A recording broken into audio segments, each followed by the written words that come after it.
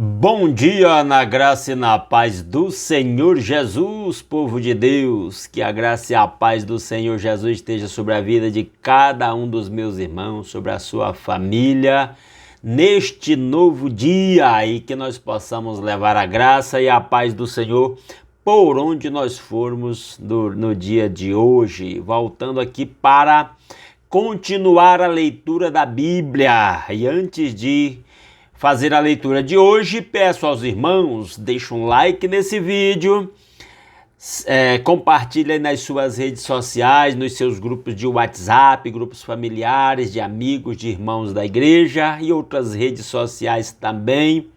E se alguém aqui é novato e não está inscrito no nosso canal, está convidado a se inscrever.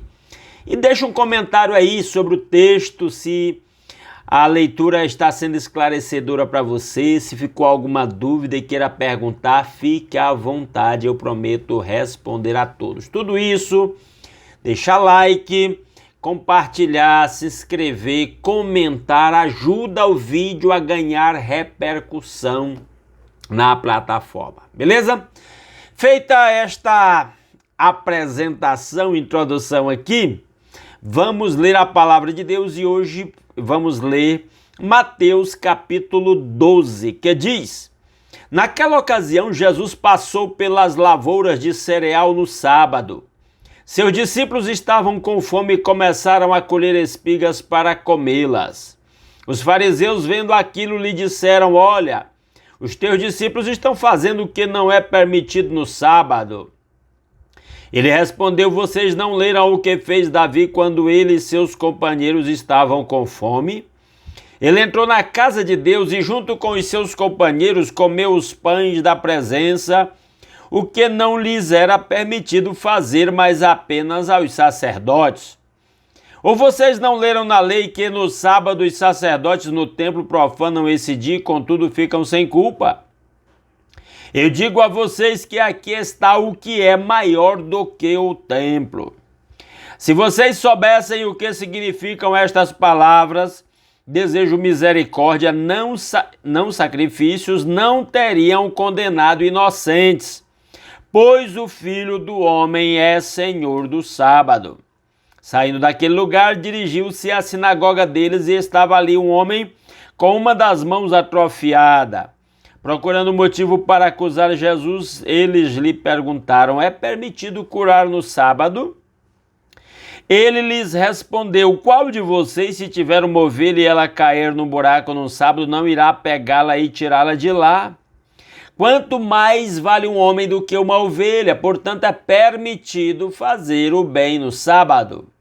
Então ele disse ao homem: Estenda a mão. Ele a estendeu e ela foi restaurada e ficou boa como a outra. Então os fariseus saíram e começaram a conspirar sobre como poderiam matar Jesus. Sabendo disso, Jesus retirou-se daquele lugar. Muitos o seguiram e ele curou todos os doentes que havia entre eles, advertindo-os que não dissessem quem ele era. Isso aconteceu para se cumprir o que fora dito por meio do profeta Isaías: Eis o meu servo a quem escolhi, o meu amado em quem tenho prazer, porei sobre ele o meu espírito e ele anunciará justiça às nações. Não discutirá, nem gritará, ninguém ouvirá sua voz nas ruas, não quebrará o caniço rachado, não apagará o pavio fumegante, até que leve à vitória a justiça. Em seu nome as nações porão sua esperança. Depois disso, levaram-lhe um endemoniado que era cego e mudo, e Jesus o curou, de modo que ele pôde falar e ver. Todo o povo ficou atônito e disse: Não será este o filho de Davi? Mas quando os fariseus ouviram isso, disseram: É somente por Beelzebu, o príncipe dos demônios, que ele expulsa demônios. Jesus, conhecendo os seus pensamentos, disse-lhes: Todo o reino dividido contra si mesmo será arruinado, e toda cidade ou casa dividida contra si mesma não subsistirá. Se Satanás expulsa Satanás, está dividido contra si mesmo. Como então subsistirá seu reino? E se eu expulso demônios por Beelzebu, por quem os expulsam os filhos de vocês? Por isso, eles mesmos serão juízes sobre vocês. Mas se é pelo Espírito de Deus que eu expulso demônios, então chegou a vocês o reino de Deus. Ou como alguém pode entrar na casa do homem forte e levar dali seus bens sem antes amarrá-lo? Só então poderá roubar a casa dele. Aquele que não está comigo está contra mim, e aquele que comigo não ajunta espalha. Por esse motivo eu digo a vocês, todo pecado e blasfêmia serão perdoados aos homens, mas a blasfêmia contra o Espírito não será perdoada. Todo aquele que disser uma palavra contra o Filho do Homem será perdoado, mas quem falar contra o Espírito Santo não será perdoado nem nesta era, nem na que há de vir. Considerem, uma árvore boa dá fruto bom e uma árvore ruim dá fruto ruim, pois uma árvore é conhecida por seu fruto. Raça de víboras, como podem vocês, que são maus, dizer coisas boas, pois a boca fala do que está cheio o coração. O homem bom do seu bom tesouro tira coisas boas, e o homem mau do seu mau tesouro tira coisas más. Mas eu digo que no dia do juízo os homens haverão de dar conta de toda a palavra inútil que tiverem falado. Pois por suas palavras vocês serão absolvidos e por suas palavras serão condenados. Então alguns dos fariseus e mestres da lei lhe disseram: Mestre, queremos ver um sinal milagroso feito por ti. Ele respondeu: uma geração perversa e adúltera pede um sinal milagroso, mas nenhum sinal será dado, exceto o sinal do profeta Jonas. Pois assim como Jonas esteve 3 dias e 3 noites no ventre de um grande peixe, assim o Filho do Homem ficará 3 dias e 3 noites no coração da terra. Os homens de Nínive se levantarão no juízo com esta geração e a condenarão, pois eles se arrependeram com a pregação de Jonas, e agora está aqui o que é maior do que Jonas. A rainha do sul se levantará no juízo com esta geração e a condenará, pois ela veio dos confins da terra para ouvir a sabedoria de Salomão, e agora está aqui o que é maior do que Salomão. Quando o espírito imundo sai de um homem, passa por lugares áridos procurando descanso. Como não encontra, diz: voltarei para a casa de onde saí. Chegando, encontra a casa desocupada, varrida e em ordem. Então vai e traz consigo outros 7 espíritos piores do que ele, e entrando passam a viver ali. E o estado final daquele homem torna-se pior do que o primeiro. Assim acontecerá esta geração perversa. Falava ainda Jesus à multidão quando sua mãe e seus irmãos chegaram do lado de fora, querendo falar com ele. Alguém lhe disse: tua mãe e teus irmãos estão lá fora e querem falar contigo. Quem é minha mãe e quem são meus irmãos? Perguntou ele. E estendendo a mão para os discípulos, disse: aqui estão minha mãe e meus irmãos, pois quem faz a vontade de meu Pai que está nos céus, este é meu irmão, minha irmã e minha mãe. Que Deus aplique a sua palavra aos nossos corações. Vamos para alguns destaques sobre esse texto. O texto é longo e não dá para detalhar tudo, nem de longe, com um tempo tão curto, visto que nós resumimos os nossos vídeos aqui em algo em torno de, no máximo, 30 minutos. Mas vamos lá. Primeira coisa que eu quero chamar a atenção, eu poderia dizer que este capítulo é o capítulo que apresenta Jesus, o Cristo, o maior. Jesus, o Cristo, o maior. E quero chamar a atenção para 4 versículos. Olha o versículo 6. Diz assim: eu digo, Jesus dizendo, eu digo a vocês que aqui está o que é maior do que o templo. Jesus está dizendo isso aqui no contexto em que ele citou Davi, que comeu dos pães da preposição que só os sacerdotes podiam comer. Davi e os seus homens comeram. Jesus, de certa forma, indiretamente mostrou que a fome do ser humano é mais importante do que as formalidades religiosas. E aí Davi comeu pães que só os sacerdotes podiam comer, e ele ficou inculpável. Jesus está dizendo isso para justificar os seus discípulos que, com fome, passaram perto de uma plantação de trigo, colheram espigas verdes com as mãos, comendo no sábado, sendo que os fariseus não aceitavam que esse tipo de coisa fosse feita no sábado, né, porque era considerado trabalho colher as espigas, né, do trigo, apesar de um trabalhinho tão simples da pessoa pegar as espigas, beneficiar com a própria mão, colocar na boca ali para comer, segundo a lei de Moisés. Você podia passar perto de uma lavoura, você não podia colher para colocar numa vasilha e levar para casa, mas colher ali para comer naquele momento era perfeitamente permitido. Mas a questão deles é porque foi no sábado. E Jesus está dizendo que esta formalidade não pode ser mais importante do que, essa formalidade da lei não pode ser mais importante do que a fome de um ser humano. Estava com fome, no sábado também se sente fome. Mas aí Jesus faz uma declaração categórica dizendo: e digo a vocês, e eu estou relendo o verso 6, que aqui está o que é maior do que o templo. O templo de Salomão era apenas, e posteriormente o templo de Herodes, era apenas símbolo da presença de Deus entre os homens, e essa presença real é Cristo. Era Cristo como ser humano que andou lá nas terras da Palestina, e é Cristo em espírito entre nós, no meio da igreja, hoje. Esse é o verdadeiro templo. Então Jesus está dizendo que ele é maior do que o templo, porque o templo era só uma figura de Cristo. Versículo 8. Pois o Filho do Homem é Senhor do sábado. Senhor aqui tem um significado de senhor de escravo.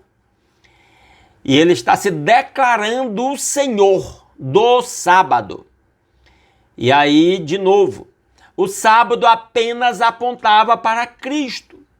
Quem dá o autêntico, verdadeiro descanso espiritual é Cristo, não é a guarda de um dia.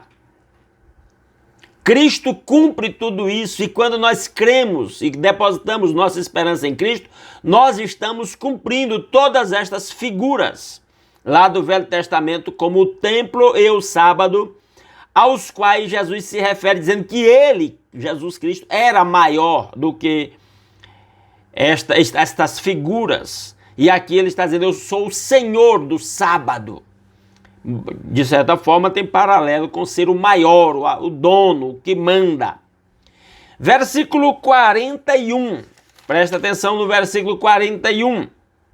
Ele diz: os homens de Nínive se levantarão no juízo com esta geração e a condenarão, pois eles se arrependeram com a pregação de Jonas. E agora está aqui o que é maior do que Jonas. Jonas pregando aos ninivitas, chamando-os ao arrependimento, representava o chamado de Deus para os gentios, as pessoas não judias, por meio de Jesus Cristo. Jesus é que agrega sob o reino de Deus povos de toda tribo, nação, língua que há sobre a face da terra. Esta profecia é muito repetida no Velho Testamento, coisa que os judeus, na sua maioria, não compreenderam, e a maioria deles entendiam que só os judeus eram o povo de Deus, não entenderam a sua missão para o mundo. E aqui Jesus está declarando-se maior do que o Jonas, que era o mensageiro para as nações, para povos não judeus. Jesus é o verdadeiro mensageiro de Deus para as nações. E nós, povo, discípulos do Senhor Jesus, somos os seus embaixadores, mensageiros do seu reino, do seu governo para todos os povos. Quem render-se a Cristo, confessá-lo como Senhor, é recebido por ele de braços abertos. Versículo 42. Aí o último destaque aqui dessa sequência sobre Jesus ser o maior. Ele já disse que é maior do que o templo, já disse que é Senhor do sábado, já disse que é maior do que Jonas, Versículo 42, a rainha do sul se levantará no juízo com esta geração e a condenará, pois ela veio dos confins da terra para ouvir a sabedoria de Salomão, e agora está aqui o que é maior do que Salomão. Salomão, filho de Davi, que reinou sobre Israel, era também uma figura de Cristo. Salomão foi caracterizado pela sua riqueza e sabedoria e por ser um rei de paz. Jesus é esse que cumpre tudo isso. Ele é o que tem a plena sabedoria e a plena paz e toda a riqueza incomparavelmente superior a tudo quanto Salomão tinha. Por isso ele diz aqui, e agora está aqui o que é maior do que Salomão. Maior do que Salomão, maior do que Jonas, maior do que o templo, maior do que o sábado, maior do que Moisés, maior do que qualquer coisa do Velho Testamento, porque o que eu venho explicando já há bastante tempo é, todas estas figuras do Velho Testamento apontavam para Cristo, e o seu significado se cumpre na pessoa do Senhor Jesus Cristo. Voltando aqui para outras considerações, no versículo 7 e 8, Jesus diz, se vocês soubessem o que significa estas palavras, desejo misericórdia, não sacrifícios, não teriam condenado inocentes. Jesus está enfatizando, e ele enfatiza em outros textos, inclusive do próprio Evangelho de Mateus, que a misericórdia, a compaixão, a fé são mais importantes do que qualquer formalidade religiosa. Muita gente usa de religião meramente formal, cumprindo rituais, sem espírito. Não dá certo. Não foi para isso que Cristo escolheu pessoas. Os escolhidos de Cristo entendem que as formalidades de qualquer religião, os símbolos de qualquer religião, têm lá o seu significado, mas eles não podem substituir o essencial da fé. E aqui Jesus está dizendo que o essencial da fé é a misericórdia, mais do que rituais e sacrifícios. Quando os discípulos, aliás, quando os fariseus criticaram os discípulos porque estavam colhendo espigas no sábado e se alimentando, Jesus conta a partir do versículo 11 uma figura, questiona-os sobre uma realidade que eles viviam. Ele lhes respondeu, qual de vocês, se tiver uma ovelha e ela cair num buraco no sábado, não irá pegá-la e tirá-la de lá? Quanto mais vale um homem do que uma ovelha, portanto é permitido fazer o bem no sábado. Para mostrar que aquelas pessoas, por causa do seu interesse material, quando uma ovelha caía, até, digamos, por misericórdia do animal, uma ovelha caía num buraco, ele ia lá e tirava a ovelha. Então ele diz, eu devo muito mais cuidar de um homem no sábado. Fazer uma obra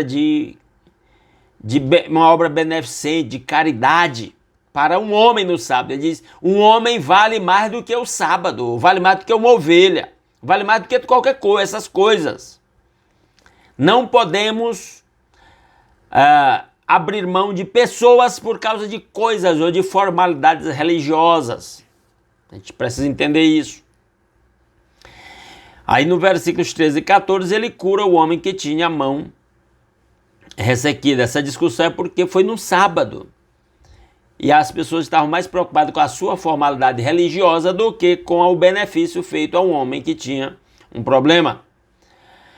Versículo 14 diz, então os fariseus saíram e começaram a conspirar sobre como poderiam matar Jesus. Aqui é a primeira vez que Mateus fala que há um pensamento, uma conspiração, já pensando sobre a possibilidade de matar Jesus, porque Jesus não seguia os padrões e as regras religiosas que os anciãos de Israel tinham desenvolvido, fundamentados na lei de Moisés. Jesus era livre e fazia benefício às pessoas, amava de verdade, e agora a intenção é matá-lo.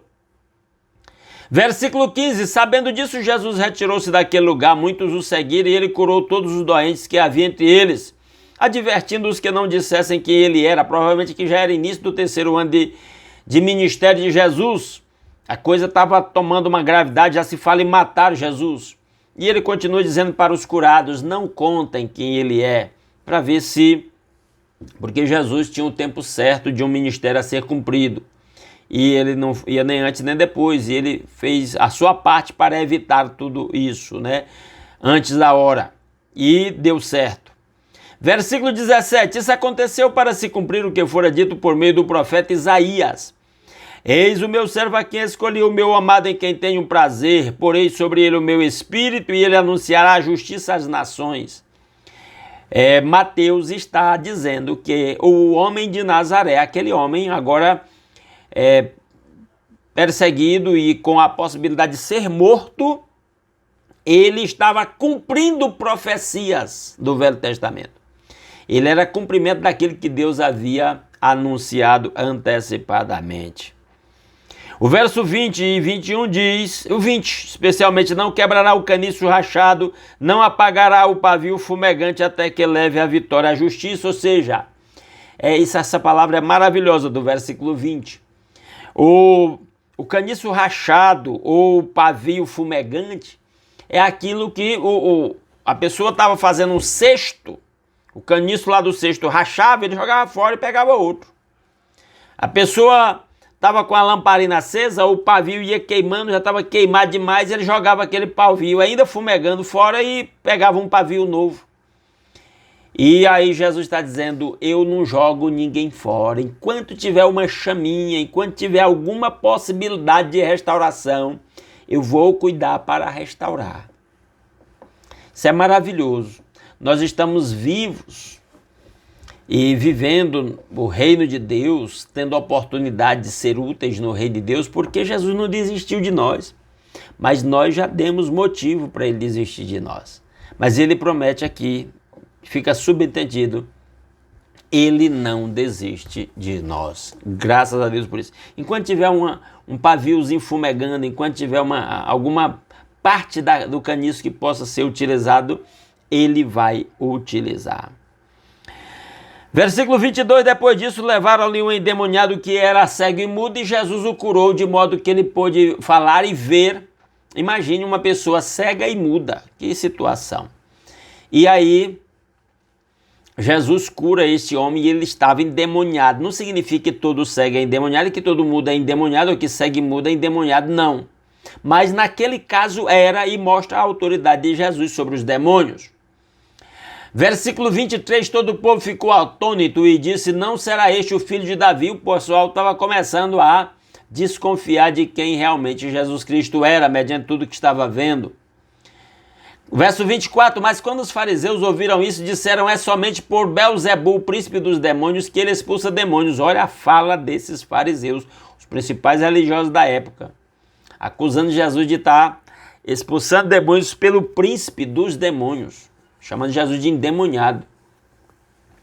25, Jesus, conhecendo os seus pensamentos, disse-lhes, todo reino dividido contra si mesmo será arruinado e toda cidade ou casa dividida contra si mesmo não subsistirá. Se Satanás expulsa Satanás, está dividido contra si mesmo, como então subsistirá seu reino? Jesus está mostrando que não há lógica nenhuma em Satanás expulsar Satanás, demônio expulsar demônio, como eles estavam acusando Jesus. E se eu expulso demônios por Belzebu, por quem os expulsam os filhos de vocês? Porque eles tinham filhos, povos entre os judeus que exerciam o exorcismo, expulsação de demônios, de pessoas endemoniadas. E ele está dizendo, e aí, eles fazem pelo poder de quem? Já que vocês estão dizendo que eu faço pelo poder de Belzebu?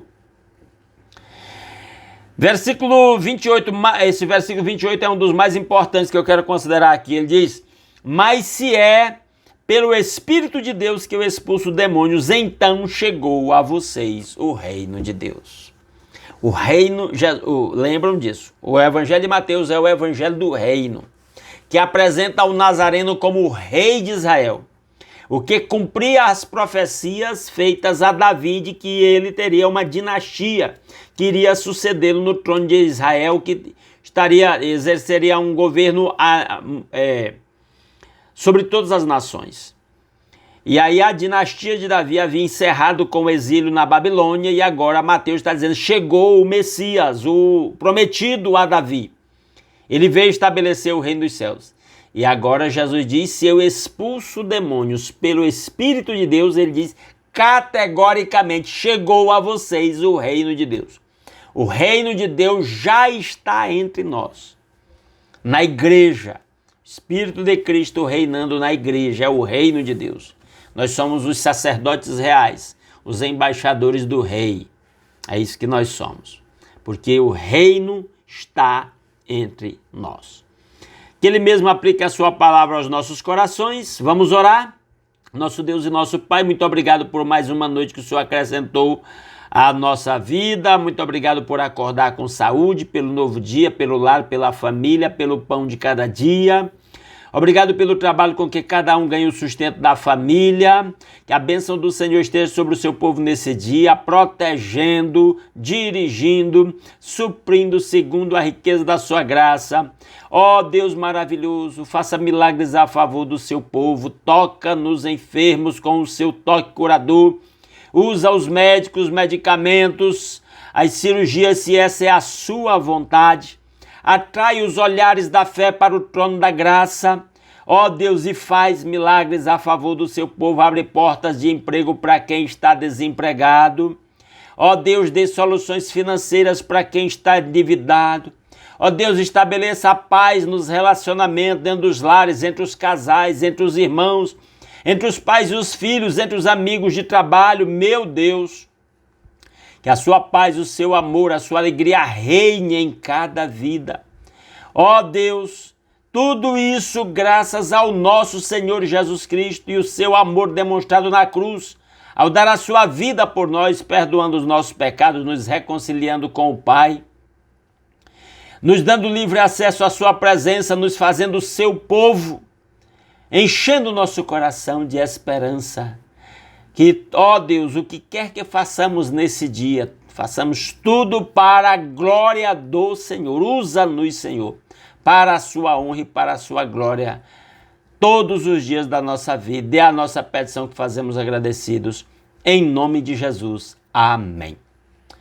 Muitíssimo obrigado, meus irmãos, pela sua companhia. Peço mais uma vez, não saia sem deixar um like nesse vídeo, compartilhe aí nas suas redes sociais e, se não está inscrito no nosso canal, se inscreva, beleza? E amanhã às 5h30, se Deus quiser, voltaremos aqui para continuar a leitura do Evangelho de Mateus. Um grande abraço a todos.